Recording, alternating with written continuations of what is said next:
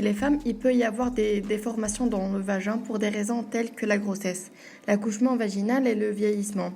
L'un d'eux est l'élargissement vaginal. L'élargissement vaginal peut être corrigé par des opérations de resserrement vaginal. L'élargissement vaginal peut affecter négativement la vie sexuelle des femmes. Les infections vaginales peuvent également être observées plus fréquemment en cas de largeur vaginale. Pour les prévenir, corriger les déformations et restaurer l'anatomie du vagin, une chirurgie de resserrement vaginal, à savoir la vaginoplastie, est pratiquée. Le vagin est une structure composée de muscles et de tissus conjonctifs. L'un des composants du tissu conjonctif est la collagène.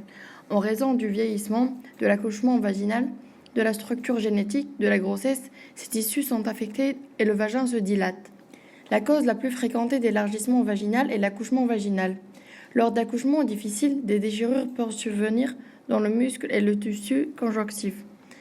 Des situations telles qu'un accouchement prolongé et l'incapacité du bébé à descendre sur le toit augmentent le risque d'élargissement vaginal.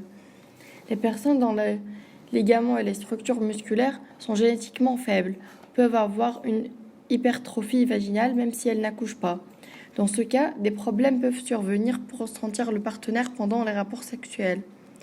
De plus, le sang du vagin pendant les rapports sexuels peut reproduire la concentration des personnes au rapport sexuel. Certaines personnes peuvent avoir une mauvaise cicatrisation des points de suture après un accouchement vaginal. De plus, il peut y avoir un élargissement du vagin dû à certaines déficiences hormonales. Les chirurgies de resserrement vaginal peuvent être effectuées sur des patientes présentant une hypertrophie vaginale. Le resserrement vaginal est une opération qui dure environ 1 heure en milieu hospitalier, soit anesthésie générale.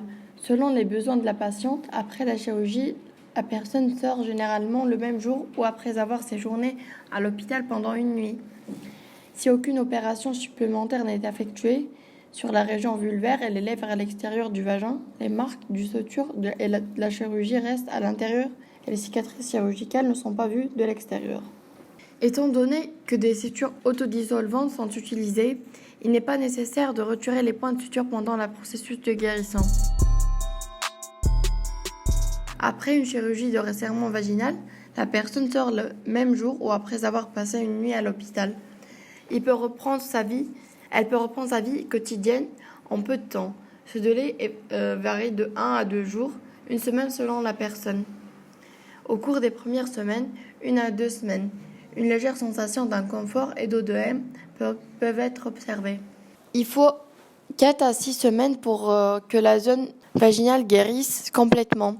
Pendant cette période, les rapports sexuels doivent être évités et la baignade dans la piscine ou la mer doivent être évitées en raison du risque d'infection.